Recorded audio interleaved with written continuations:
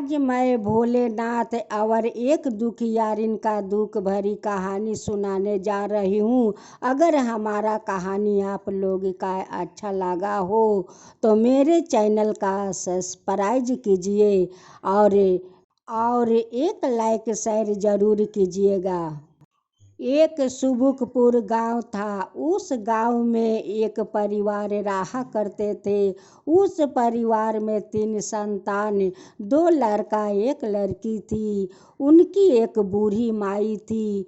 जो बूढ़ी माई का पति नहीं था वो कुछ दिन आगे उनकी मृत्यु हो गया। तब से बूढ़ी माई अपना 3 संतान का जैसे तैसे पोस पाल कर बड़ा किया। बुढ़िया माई का जब दोनों बेटा बड़ा होकर अपना खेती बाड़ी संभालने लगा तब जाकर बुढ़िया माई का दुख कम हुआ। जैसे बुढ़िया माई धार्मिक थी वैसा ही बुढ़िया माई का 3 संतान धार्मिक था। वो लोग बहुत नेक दिल का आदमी था। वो लोग नियम धर्म पालन करके चल रहा था। दोनों भाई अपना बैल और हाल लेकर वो लोग खेत में चले जाते। सारा दिन दोनों भाई खेत में हाल जोतते और बीज डालते। उस खेती में बहुत सारा दोनों भाई खट रहे थे। उस खेत में सारा दिन दोनों भाई पानी देते थे, अपना खून पसीना एक कर देते थे। वो लोग तो बहुत मेहनती था। बहुत अपना ज़मीन में मेहनत करके वो लोग फसल उगाते थे। धर्म तो अपना कर्म भी करता और धर्म भी करता। वो तो भगवान महादेव का पुजारी था। वो बहुत पूजा पाठ भोलेनाथ का किया करता था। एक दिन धर्म के माँ खाना खाकर अपना द्वार पर बैठकर हुक्का पी रही थी। उनकी एक दिन अचानक उनकी दोनों पाँव में लकवा मार देता है। तब वो जोर जोर से चिल्लाने लगी कि बेटा कर्म देख मेरा क्या हो गया, बेटा धर्म देख मेरा क्या हो गया, देख मेरा क्या हो गया। अब तो दोनों बेटा और बेटी दौड़ते हुए द्वार पर जाते हैं। अपना माँ को देखता है कि मेरी माँ को तो पैर में लकवा मार दिया है। अब तीनों बच्चों माँ को देखकर बहुत रोते हैं, बहुत रोते हैं। माँ अपना तीनों बच्चों से कहती है कि बच्चों जब तुम लोग बाहर से काम कर कर आओगे तो तुम लोग का खाना बनाकर कौन खिलाएगा, मेरा बच्चों कौन खिलाएगा। धर्म कहता है कि माँ तुम चिंता मत करो, तुम चिंता मत करो माँ, मैं खेत भी संभालूंगी और घर का काम सारा संभाल लूँगी। अपना भाई बहन को खाना भी बनाकर खिलाऊंगी, तुम्हें भी खिलाऊंगी, तुम्हारा सेवा भी करूंगी, सब संभाल लूँगी माँ, तुम चिंता मत करो माँ, तुम चिंता मत करो। उस बुढ़िया माई भगवान महादेव से प्रार्थना करती है कि हे भगवान, हे महादेव, मेरे धर्म को रक्षा कीजिए, मेरा तीनों संतान को आप रक्षा कीजिए भगवान। मेरा धर्म तो आपका भक्त है, आपको बहुत सेवा करते हैं, बहुत सेवा करते हैं भगवान। मेरा धर्म को रक्षा कीजिए, रक्षा कीजिए हे भगवान महादेव। जब धर्म अपना खेत में जाकर काम करता था, सारा दिन काम करके आता घर में तो खाना बनाता और सब लोग करे खाना खिलाया करता। उस सब देख कर माँ को बहुत तकलीफ होने लगा, बहुत तकलीफ होने लगा कि आज मेरा बेटा सारा दिन खेत में काम कर रहा है, फिर आकर घर में खाना बनाता है या सभी को खाना खिलाता है, मेरा भी सेवा करता है, भोलेनाथ का भी पूजा करता है। कितना मेरे बेटे के ऊपर जैसा बोझ को ढो रहा है, कितना तकलीफ उठा रहा है मेरा बेटा। अब तो ये सब मुझसे देखा नहीं जा रहा है। एक दिन उनकी माँ धर्म से कहती है कि बेटा, तू सारा दिन खेत में काम करता है, खेत का काम करके फिर घर में आकर काम करता है, इतना सारा बोझ अपना माथा पर उठाया है, ये सब मुझे अच्छा नहीं लगता है बेटा। अब तू बहुत बड़ा हो गया है, तुम शादी कर ले बेटा, तू शादी कर ले। धर्म कहता है कि माँ, बाजार का क्या साग सब्जियां है कि मैं खरीद कर ली आई और उससे मैं शादी कर ली। शादी करने के लिए माँ अच्छा लड़की तो चाहिए। उसी समय उनके घर में एक मेहमान आते हैं, उन्हें बैठने के लिए कुर्सी देते हैं, पीने के लिए पानी और बतासा देते हैं और कहते हैं कि आप बताइए क्या बात है। वो मेहमान कहता है कि मेरा तो एक लड़की है, उन्हें तो शादी देना है, उनके लिए तो मैं एक लड़का को तलाश करती हूँ। बूढ़ी माई कहती है कि आप लड़के को तलाश करते हैं, मेरा घर में तो दो बेटा है, शादी करने के लिए मैं भी अच्छी लड़की खोजती हूँ कि अच्छा लड़की मिल जाएगी तब मेरा बड़े बेटे को शादी कर दूंगी। धर्म का शादी का दिन ठिकाना भी पक्का हो जाता है। कई दिन के बाद उनकी शादी हो जाता है। शादी होकर उनकी बहू घर में आ जाती है। आने के बाद 1 महीना तक वो सभी से मिलजुल के रहती है। जब 1 महीना पूरा हो जाता है तो उस बहू को रवैया बदलने लगता है। जब दोनों बेटा अपना काम करने चले जाते हैं बाहर, बेटी सिलाई करने चली जाती है, घर में बूढ़ी माई अकेली रह जाती है। उनके साथ उनकी बहू अच्छी व्यवहार नहीं करती है। जब बूढ़ी माई एक गिलास पानी मांगती है तो वो घर से नहीं निकलती है और नहीं बूढ़ी माई को पानी देती है। 2-4 दिन तक बहू अपना सासू माँ के साथ ऐसे ही व्यवहार कर रही थी, लेकिन सासू माँ अपना बेटा से कहने के हिम्मत नहीं पा रही थी, क्योंकि वो तो जानती है कि मेरा बेटा तो मुझे भगवान मानता है, पूजता है और सबको अपना प्रेम में बांध कर रखा है। अगर उनकी पत्नी के बारे में मैं ये सब बात बताती हूँ कि बेटा, तुम लोग जब काम पर चले जाते हो तो तुम्हारा बहू मेरा बात नहीं सुनती है, तो बेटा को शायद मेरा बहुत तकलीफ हो जाएगा। उस लिए बूढ़ी माई अपना बेटा से अपना बहू को करतूती नहीं बता रही थी। एक दिन की बात है, धर्म कहीं जा रहे थे।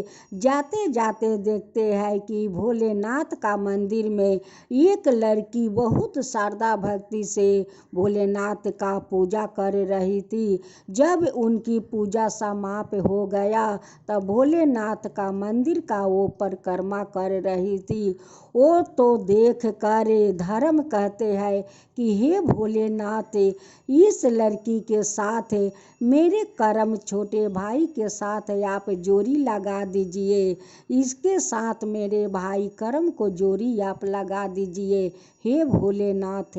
उस लड़की के बारे में बताने के लिए धर्म तो भूल ही गया था कि इस सब बात मैं अपना भाई और बहन और माँ को बताऊं। वो कैसे बताता, वो तो भूल गया था।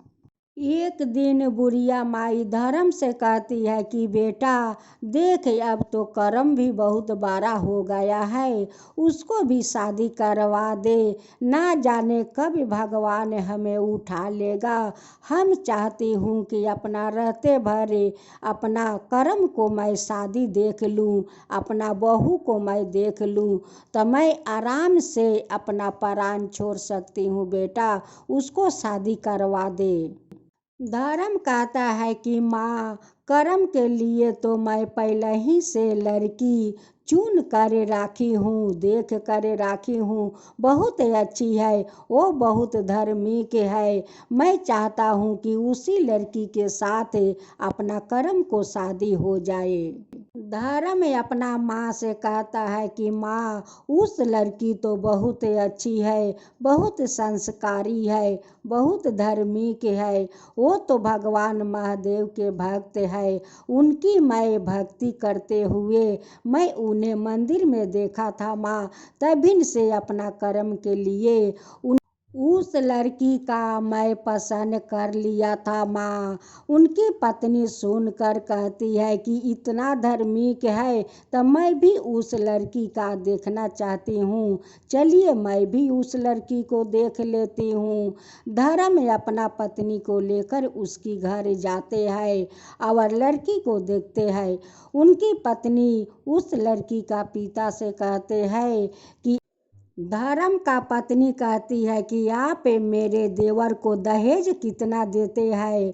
वो कहते हैं कि बेटी, मैं कहाँ से दहेज दूंगी। धर्म का पत्नी कहती है कि आप दहेज नहीं देंगे तो अपना बेटी को शादी कैसे करेंगे। वो कहते हैं कि बेटी, मैं तो आपको दहेज नहीं दे सकती हूँ, मेरा तो वयस हो गया है, मैं तो कमाती नहीं हूँ। ये तो भोलेनाथ का दया है कि उनकी कृपा से मेरा संसार जैसे तैसे चलता है। धर्म कहता है कि आप मेरे पिता जैसे हैं, मुझे दान दहेज नहीं चाहिए, बस अपना लड़की को एक कपड़े में आप विदाई कर दीजिए। मेरा घर में जो है बहुत है, मुझे दान दहेज नहीं चाहिए पिताजी, दान दहेज नहीं चाहिए। ये बात सुनकर धर्म के पत्नी तो अंदर ही अंदर गुस्से अपना पति पर हो जाती है और कहती है कि बहुत धर्मात्मा बना है, बहुत धर्मात्मा बना है, दान दहेज नहीं लेगा तो अपना भाई को शादी कैसे करेगा। धर्म का पत्नी कहती है कि मैं देखती हूँ कि तुम अपना भाई को बिना दहेज के कैसे शादी करते हो। मैं तो उस लड़की से अपना देवर को शादी करने नहीं दूंगी। एक दिन धर्म के पत्नी कहीं जा रही थी, उस शादी तुड़वाने के बारे में जाते जाते एक अघोरी के साथ सामना हो जाता है। उस अघोरी से कहती है कि हे अघोरी बाबा, आप कुछ जंतरों मंत्रों जानते हैं। वो अघोरी कहता है कि बेटी, मैं तो बहुत कुछ जानता हूँ, जो कहेगी वही मैं कर दूंगी। वो कहती है कि ज़्यादा कोई काम नहीं है, मेरा तो देवर को शादी तुड़वाना है, उसी के बारे में आपसे कुछ पूछना चाहती हूँ। उसे जैसे भी हो वैसे उनकी शादी टूटना चाहिए।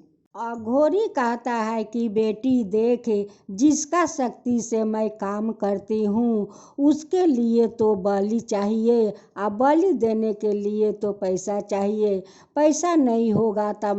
वो कहती है कि ठीक है अघोरी बाबा, मैं पाठा किनने के लिए पैसा दूंगी, लेकिन मेरा काम हो जाना चाहिए, उस लड़की से मेरा देवर को शादी ना होना चाहिए। जिस लड़की का कर्म के साथ शादी होने वाला था उनकी नाम रूपा था। रूपा एक दिन तालाब से पानी भर कर आ रही थी, वैसे अघोरी का चेला चाटी देख कर उसी तालाब में रूपा को मारने की कोशिश कर रहा था। उस समय कर्म कहीं जा रहे थे, देखता है कि एक कई लोग मिलकर उस लड़की का तो तालाब में मारने के लिए ये लोग कोशिश कर रहे हैं। करम जाकर उस लड़की के बचा लेता है और लड़की अपना घर चली आती है, या करम अपना रास्ता धर के चले जाते हैं। लेकिन करम को पता नहीं है कि उसी लड़की से तो मेरा शादी होने है। अब तो शादी का दिन नज़दीक आ गया। अब तो धर्म का पत्नी छटपटाने लगी कि शादी को दिन तो नज़दीक आ गया, कल ही तो बारात जाएगा, अभी तक तो अघोरी कुछ नहीं किया। फिर से धर्म के पत्नी अघोरी के भीरी दौड़ी दौड़ी जाती है और कहती है कि ये अघोरी बाबा, काले तो बारात जाने वाला है, अभी तक तो आप कुछ नहीं किया। वो कहते हैं कि बेटी धीरज धर धीरज, मैं ज़रूर करूँगी, उनकी ऐसा करूँगी, हालत ऐसा करूँगी कि वो कभी शादी का नाम नहीं लेगी, कि तुम्हारा देवर से वो कभी शादी कर सके। उसी गांव में एक सेठ था। सेठ बहुत धर्मात्मा था, सभी को मदद करता था। एक दिन धर्म उस सेठ के भीरी जाते हैं और कहते हैं कि सेठ जी, मुझे कुछ उधार रुपया दीजिए, मेरा भाई को शादी है, शादी का बाद मैं सब आपको कर्जा मैं चुका दूंगी। धर्म उसी पैसे से अपना भाई को बारात धाम धूम से ले गया। वहाँ नियम अनुसार शादी विवाह हुआ और सुबह के पहरे उस लड़की को विदाई करके ले आए। जैसे उस लड़की डोली से उतर कर अपना पैर घर में रखती है, वैसे उनकी माँ दोनों पैर पर खड़ा हो जाती है। वो सब देख कर उनकर दोनों बेटा और बेटी असर्ज में पड़ जाते हैं कि इस भाभी को पैर रखते ही माँ दोनों पैर पर खड़ा हो गई। अब तो उस चमत्कार देखकर सासू माँ कहती है कि मेरी बहू देवी से कम नहीं है। उनकी जेठ जी कहते हैं कि मेरी भाई का बहू देवी से कम नहीं है।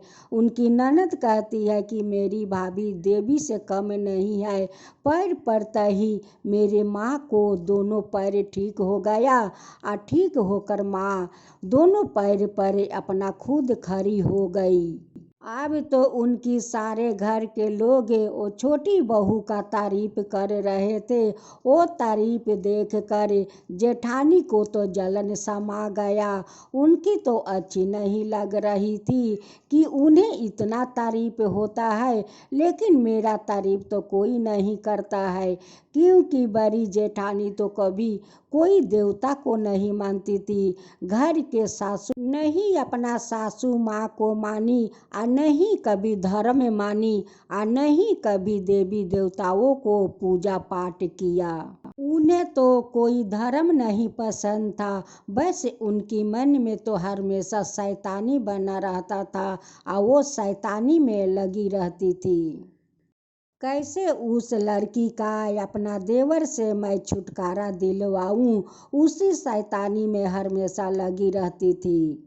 जब दोनों भाई अपना काम पर चले जाते थे, ननद अपना सिलाई के काम पर चली जाती थी, जेठानी अपना देवरा से नौकर जैसे काम करवाती थी, सारा दिन कपड़ा धुलवाती, बर्तन मजवाती, लेकिन खाने के लिए कभी नहीं पूछती कि तुम खाओगी या है नहीं। अपने तो बैठ कर आराम से खा लेती थी, लेकिन देवरानी का कभी नहीं पूछती थी कि तुम खाओगी या है नहीं। उनके घर में 2 बैल था। उस बैल को उस देवरानी से सारा दिन गोबर करवाती, चारा कटवाती, खिलवाती और सारा काम करवाती, लेकिन वो रानी जैसे चियार पर बैठकर खाली हुक्म चलाती थी। एक दिन जेठानी अपना देवरानी से कहती है कि सुन, इधर आओ, इस माटी का मटका ले जा और बैल का चारी धोकर उसे चारा खिला देना। देखना कि मटका नहीं फूटना चाहिए, अगर मटका फूट गया तो मटका के तरह मैं तुझे फोड़ दूंगी। रूपा बैल को नाद में पानी डालकर चारा देकर उस मटका को रखने जा रही थी, वैसे उनकी हाथ से मटका छूट जाता है और मटका फूट गया। अब तो जेठानी देखकर उन्हें बहुत चाबुक से मारती है। मारते मारते शरीर में बहुत सारा दाग उखाड़ देती है, बहुत सारा उनकी शरीर से खून गिरने लगता है। इतना बार जेठानी उस चाबुक से मार रही थी, उतना बार रूपा भोलेनाथ का जयकारा लगा रही थी। और जेठानी कहती है कि आज मैं देखती हूँ कि तुझे कौन बचाने आता है। तेरा जेठ आता है ना तेरा पति आता है और ना तेरा भगवान आता है। आज मैं देखती हूँ कि तुझे कौन बचाता है। उसी समय जेठ जी आ जाते हैं और उसी चाबुक पकड़ कर अपना पत्नी को 10 चाबुक मारते हैं। उनकी शरीर पर वैसे ही जब छाप उठता है तो कहती है कि मुझे तो बहुत दर्द होता है। जेठ कहता है कि ओ तेरा दर्द होता है, और जब तू उस छोटी देवरानी का इस चाबुक से मारती है तो उसे दर्द नहीं होता है, तुझे दर्द होता है, उसे दर्द नहीं होता है। देख तेरा कैसा लगता है। जिस तरह तू उस लड़की के मार रही है वैसे तो कोई जानवर के भी नहीं मारता है रे, जानवर को नहीं मारता है। तू कितना बेदर्दी है रे, तू कितना बेदर्दी है, तेरा दिल में कोई दर्द नहीं है रे। धर्म का पत्नी सेठ जी का पास जाती है और कहती है कि सेठ जी, मेरे पति के पास तो ना जाने कहाँ से बहुत सारा पैसा आया है। आप जो पैसा उधार दिया था उस पैसा आप क्यों नहीं जाकर अदाई करते हैं। सेठ कहते हैं कि धर्म तो बहुत नीक दिल का आदमी है, वो क्या मेरा पैसा लेकर भाग जाएगा, वो आकर खुद मेरा पास पैसा दे जाएगा, मैं क्यों जाऊं उनके पास तगादा करने। अब तो धर्म का पत्नी कहती है कि सेठ तो नहीं जाएगा पैसा मांगने, अब मैं क्या करूं। वो दौड़ी दौड़ी अघोरी के पास जाती है और कहती है कि अघोरी बाबा, सेठ जी का आप ऐसा कीजिए कि वो जाकर मेरे पति के पास अपना पैसा वसूल करे। उस सेठ का कोई संतान नहीं था। सेठानी अपना संतान के लिए उस अघोरी के पास जाती है। अघोरी कहता है कि बेटी क्या बात है। वो कहती है कि बाबा मेरा तो कोई संतान नहीं है, आप ऐसा कुछ कीजिए कि मेरा संतान हो जाए। वो कहते हैं कि ठीक है, मैं ऐसा चीज़ दूंगी कि तुम्हारा जल्दी से तुम माँ बन जाओगी। अघोरी कहता है कि इस तबीज को ले जाकर अपना पति को गले में पहना देना, देखना तुम जरूर माँ बन जाओगी। लेकिन अघोरी तो शैतान था, उनकी तो शैतानी बुद्धि था। वो तबीज पहनते ही सेठ उस तबीज को पहनते ही तो सेठ जी शैतान बन जाएगा। लेकिन सेठानी को तो पता नहीं है कि ये जो तबीज देता है मेरे पति पहन कर शैतान बन जाएगा। उन्हें तो पता नहीं था। वो तो जानती है कि अघोरी बाबा तो मेरे भलाई के लिए तबीज दिया है। उस तबीज को ले जाकर अपना पति को गले में पहना देती है। आप पहनते ही सेठ जी शैतान बन जाते हैं। अब तो सेठ जी धर्म का घर जाकर कहता है कि मेरा पैसा वापस करो। वो कहते हैं कि सेठ जी कुछ दिन का मोहलत दीजिए, मैं आपका सारा पैसा चुका दूंगी। वो कहता है कि नहीं, मुझे तो अभी पैसा चाहिए। वो कहता है कि नहीं, मैं 2 दिन के बाद दूंगी। वो सेठ जी जाकर क्या करते हैं, धर्म अपना खेत में बैल से हाल जोत रहा था। जोतते समय उन्हें बसुम लग गया। वो बसुम करने चला गया, इधर जाकर सेठ का आदमी उस बैल को जहर खिला दिया। बैल वही पर मर गया।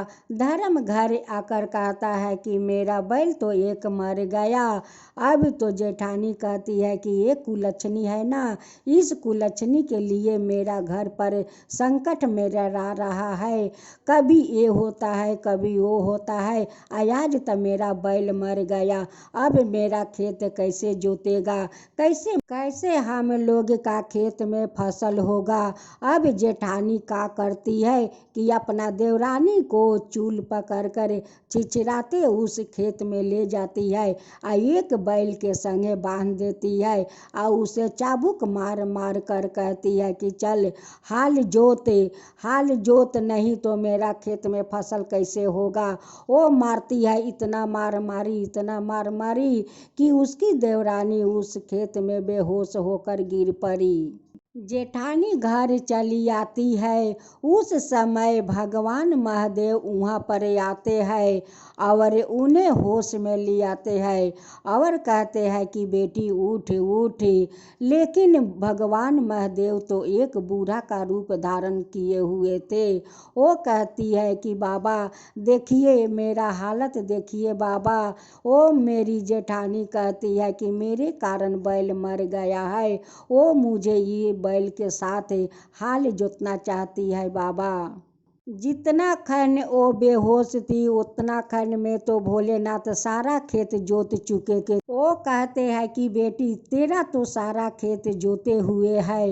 वो कहती है कि बाबा ये सब कैसे चमत्कार हो गया, खेत तो जोता नहीं था, ये सब कैसे हो गया बाबा। इधर भोले बाबा तो रूपा को बचा लेते हैं, और उधर अघोरी करम को बहुत मार खिलवाते हैं, इतना मार मरवाते हैं कि मारते मारते वो लोग करम को अंधा दोनों आँख से बना दिया था। एक आदमी करम को देखता है कि वो तो दोनों आँख से नहीं देखता है।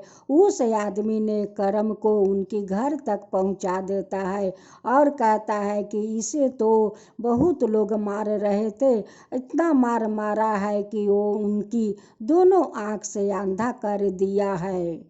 इधर जेठानी का भोलेनाथ दोनों हाथ पांव से लूझा कर देते हैं और उनकी जबान छीन लेते हैं। उधर सेठ सेठानी दोनों खूब लड़ रहे थे। दोनों लड़ते लड़ते सेठानी क्या करती है कि उनकी गले के तबीज छीन कर फेंक देती है और सेठ जी ठीक हो जाते हैं। अब जाकर सेठानी समझ जाती है कि वो अघोरी ये तो शैतानी तबीज दिया था कि मेरे पति शैतान बन जाए। आज मैं तबीज छीन कर फेंक दिया तब मेरा पति आज ठीक हो गया। उधर रूपा भोलेनाथ का शिवलिंग पर अपना सर पटक रही थी और कह रही थी कि हे भोलेनाथ, अगर मेरा पति को आप दोनों आँख नहीं दिया तो मैं अपना आँख आपका इस शिवलिंग पर फोड़ दूंगी। मैं अंधी बन जाऊंगी कि मैं कभी आपको पूजा नहीं कर सकूंगी। नहीं तो मेरा पति को दोनों आँख दे दीजिए, मेरे पति को दोनों आँख दे दीजिए। वही पर भोलेनाथ जी प्रकट होते हैं और कहते हैं कि बेटी तू अपना सिर मत पटक, तेरा पति को दोनों आँख ठीक हो चुका है। ये सारा षड्यंत्रों सजाए हुए तेरा जेठानी का है बेटी, तेरा जेठानी का है। आज सेठ जी जो शैतान बने थे तेरा जेठानी के कारण आज तेरे साथ जो इतना अत्याचार करती है, वो जेठानी वो बहुत पापिष्टी अधर्मी है। देख बेटी अधर्मी के कारण आज उनकी क्या हालत हुआ है। नहीं जबान है बोलने के लिए और नहीं उनकी हाथ पाँव है चलने के लिए। बेटी तेरे जेठानी कभी सुधरने वाली नहीं है, क्योंकि वो जन्मे से वो शैतान जन्मी है। इस घर में रहेगी तो विनाश होगा, विनाश के सिवा कुछ नहीं होगा। उसकी रसरी जल जाएगी लेकिन ऐठन नहीं छोड़ेगी बेटी, वो ऐठन नहीं छोड़ेगी, वो विनाश करनी है बेटी। रूपा कहती है कि नहीं बाबा, वो विनाश करनी नहीं है बाबा, उन्हें ठीक कर दीजिए बाबा, उन्हें ठीक कर दीजिए। दीजिए। उन्हें तो मैं ठीक करूँगी बाबा, उन्हें आप ठीक कर दीजिए हाथ पाँव से, और उनकी ज़बान दे दीजिए बाबा, दे दीजिए। उन्हें आप ज़बान दे दीजिए, उनसे मैं 16 सोमवारी का व्रत करवाऊँगी बाबा, 16 सोमवारी का व्रत करवाऊँगी। अब तब भोलेनाथ कहते हैं कि ठीक है बेटी, जब तू इतना अनुरोध कर रही है तो मैं उन्हें ठीक कर देती हूँ। भोलेनाथ हाथ पाँव सब ठीक कर देते हैं, ज़बान दे देते हैं। जब सब ठीक हो गई तब भोलेनाथ को पैर पर आकर गिर जाती है और कहती है कि भोलेनाथ, मैं 16 सोमवारी करूँगी, मैं उपवास पूरा दिन रहकर करूँगी बाबा, मैं श्रद्धा भक्ति से आपका 16 सोमवार का व्रत करूँगी बाबा। अपना देवरानी से माफ़ी मांगती है, अपना पति से माफ़ी मांगती है, अपना सासू माँ से माफ़ी मांगती है, घर में सभी सदस्यों से माफ़ी मांगती है कि आप लोग मुझे माफ़ कर दीजिए, इस पापिन को माफ़ कर दीजिए। भोलेनाथ माफ़ कर दिया, अब आप लोग मुझे माफ़ कर दीजिए।